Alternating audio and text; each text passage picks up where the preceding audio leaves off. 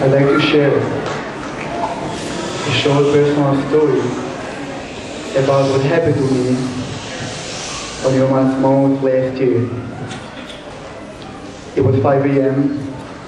I was sitting on the sofa in one of the rooms in our bunker in the Gaza Street as an officer and commander of the company in the Givati battalion. I drank black coffee to try and struggle with my deep fatigue after almost 2 nights without sleep.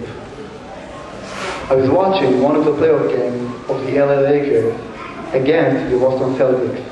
Luckily, it was an interesting and tense game. It helped me stay awake.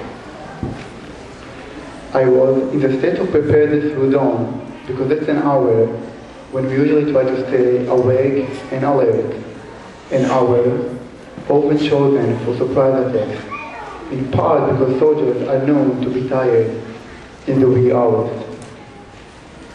It's 5:10 a.m. The unit commander got us ready and said, "Ofir, wake up the soldiers and get to the fence. Terrorists are approaching." I jumped up from the sofa like a madman. The hour and the exhaustion both forgotten. I got in the command car and me and my company flew towards the fence. Just a second before we got there, we saw a giant explosion. I never seen one like it. It was a miracle. No one was hurt. Once again, my commander's voice was on the radio telling me that 3 terrorists had activated a bomb. I told my soldiers, tie your shoelaces and get ready. We are going in. From that moment, we encountered heavy sniper fire from one of the buildings opposite us. We were jumping from one cover to another, and the shots continued. I was sitting behind a barrier, and I actually hit the bullet whizzing overhead. I realized that if I just raised my head, a bullet would land in my own private mess. Bullets whistling above me, my soldiers behind me. And suddenly, I see the image of my grandfather Tzvi standing next to me during our visit to Auschwitz in my junior year of high school, in the very place where they separated him from his brother. Saba tells me, when the Nazis separated me from my younger brother Yosel, I didn't think about myself. What will be with Yosel? He was screaming for me and I could do nothing. I still hear screams in my ears today. I couldn't even look at him. Saba became silent and then added, "Ofir, my grandson, I'm standing at this same place 60 years later.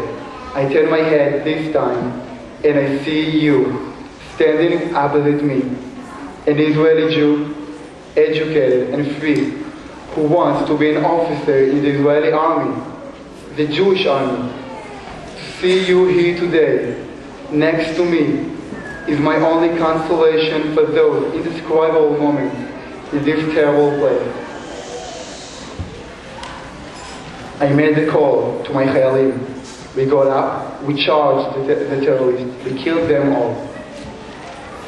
Last Yom Ha'atzmaot I was in Gaza.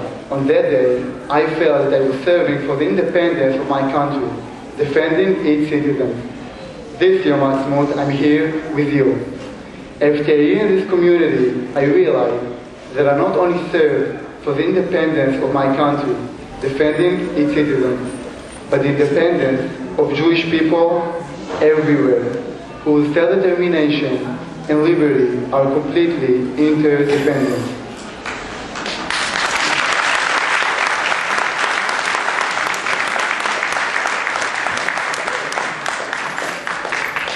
I'm so proud and so moved that people in this Kehillah send their sons to the army, my army, our army.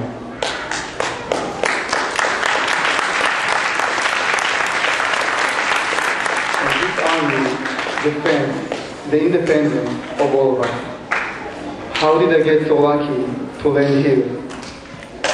Let me end with a new aspect of independence that has been added to my personal life this Yom Ha'atzmaot. I came here alone to the unknown. I didn't even know Yehuda, Talia, Yael, or Batel. I didn't know English and I still can't claim I know very much. Nevertheless, day after day, I learned to manage. I discovered wonderful people in supporting and loving community. I found friends, got a library card, joined a gym, and even got a red Ford that I proudly drive around the streets of Hollywood, thanks to the exceptionally generous friends of Bnei Akiva.